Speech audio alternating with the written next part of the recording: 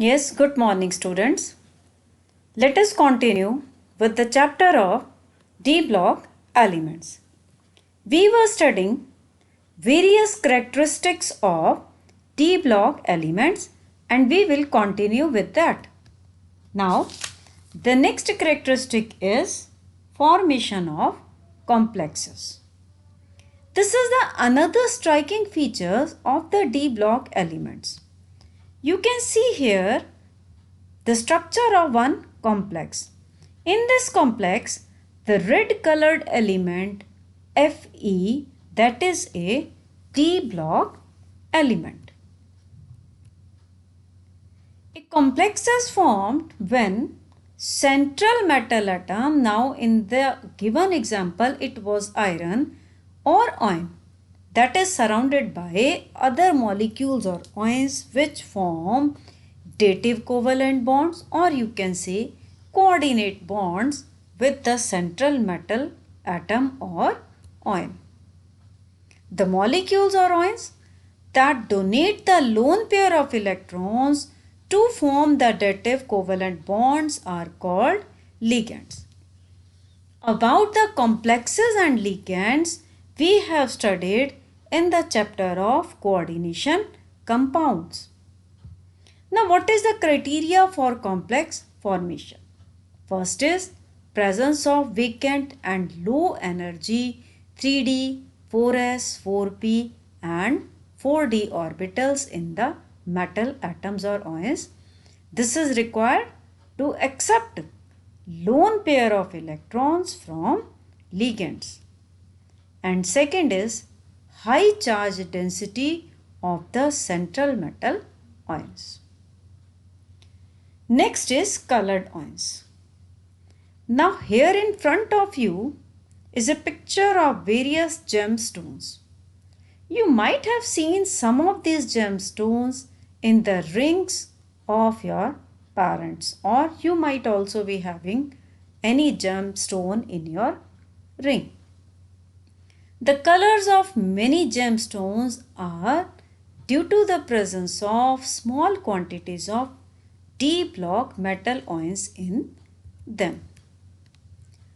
Most of the D block metals form colored compounds, and this is due to the presence of incompletely filled d orbitals in the D block metal ions, means presence of unpaired electrons.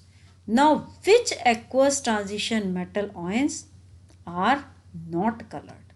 Zn plus 2. Here, D is completely filled. No unpaired electron is present in D, so it is not colored. Cu plus. Here also, configuration again D10, so it is not colored. Similarly, Sc plus 3, D0, Ti plus 4, D0 configuration. So these are also not colored. Now how a color arises? A substance absorbs visible light of a certain wavelength and reflects or transmits visible light of complementary color. That's why it appears colored. So you can see we have two examples over here. First is tetra aqua copper 2 ion. It absorbs yellow color, so appears blue. Tetrachlorocuprate 2 ion absorbs blue color and appears yellow. This is a complementary color chart. If a metal ion absorbs blue color, it will transmit yellow, it will appear yellow. However, if it absorbs yellow then and transmits blue, then it will appear blue color. Similarly, if a metal ion absorbs green color, emits magenta, so it will appear magenta and vice versa. And similarly, if a metal ion absorbs cyan color but emits red, will appear red. Now, the absorption of this visible light is due to the d electronic transition. This is very important. It is due to the jumping of electrons from the lower 3D orbital to higher 3D orbital. If you remember, in coordination compounds, there in crystal field theory, we have studied the splitting of d subshell. So, from there, you can just very well imagine how the electron jumps from one 3D orbital to other 3D orbital. Next we have catalytic properties of transition metals and their compounds. D-block metals and their compounds give important catalyst for industry and biological systems. This property is due to presence of unpaired electrons in their incomplete orbitals, variable oxidation state, and in most cases these provide large surface area with free valency for reaction to take place. Next is magnetic properties. When a magnetic field is applied to substances, mainly two types of behaviors are observed: diamagnetism and paramagnetism. Diamagnetic substances are repelled by the applied field, whereas paramagnetic substances are attracted by the applied field. There is a third category, that is ferromagnetism also. Substances which are attracted very strongly, they are said to be ferromagnetism. In fact, we can say ferromagnetism is an extreme form of paramagnetism. Most of the transition metals and their compounds show paramagnetism. Why they show paramagnetism? Because of the presence of unpaired electrons. Each such unpaired electron has a magnetic moment.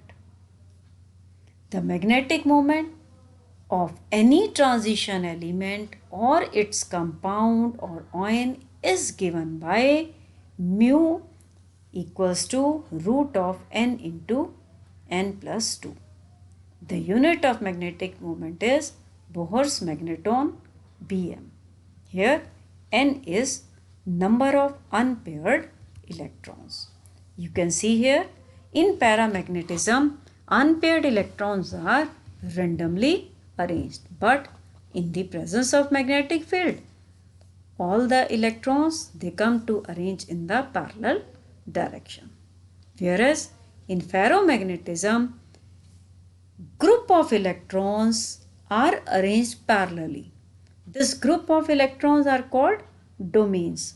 You can see the electrons in all the domains are arranged parallel.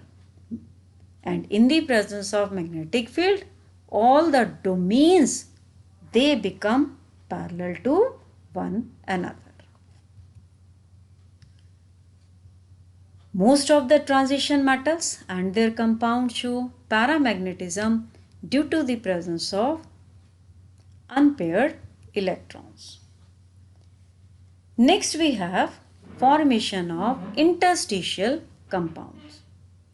The transition elements form a large number of interstitial compounds in which small atoms such as hydrogen, carbon, boron and nitrogen occupy the empty spaces in their lattices. They are usually non-stoichiometric and are neither typically ionic nor covalent. For example, titanium carbide, Mn4n Fe3H, VH 0.56 and TiH 1.7 etc. You can see here this is an interstitial compound of iron. Here the green balls represent iron, whereas the red ball in between, which is inserted in the void or interstitial site, is a carbon.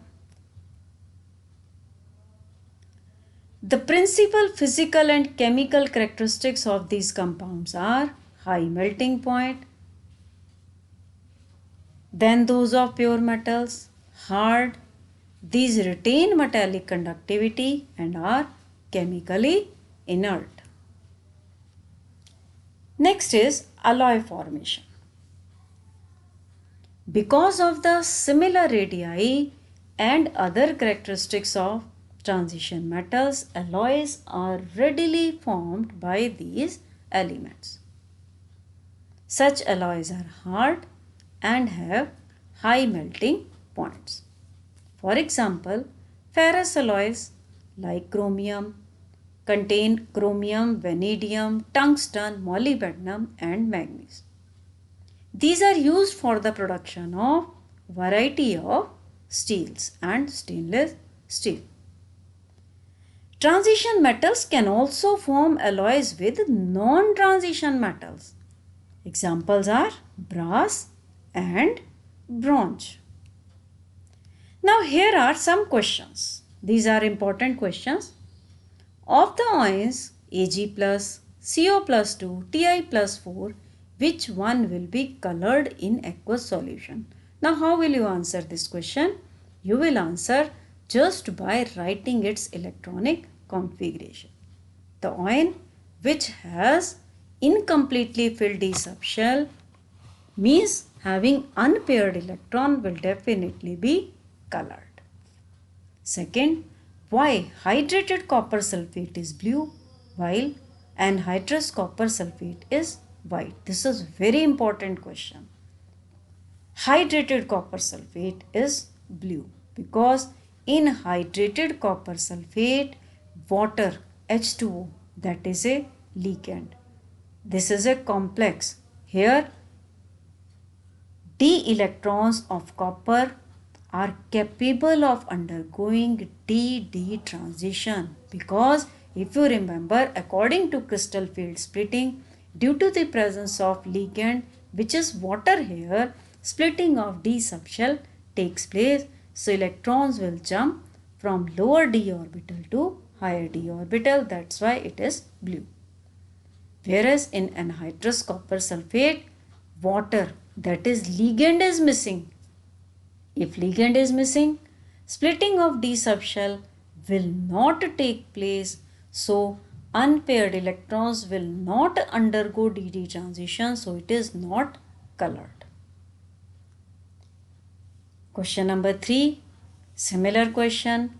Complex of titanium with water is colored while that of scandium with water is colorless. Just write the electronic configuration of Sc plus 3 and Ti plus 3. You will get your answer.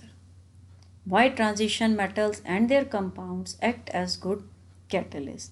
Answer we have already discussed. Next, why transition metals generally form colored compound? Again it is the same question. Answer will be same, that is due to d-d transition of unpaired electrons. So this is all for today. Thank you.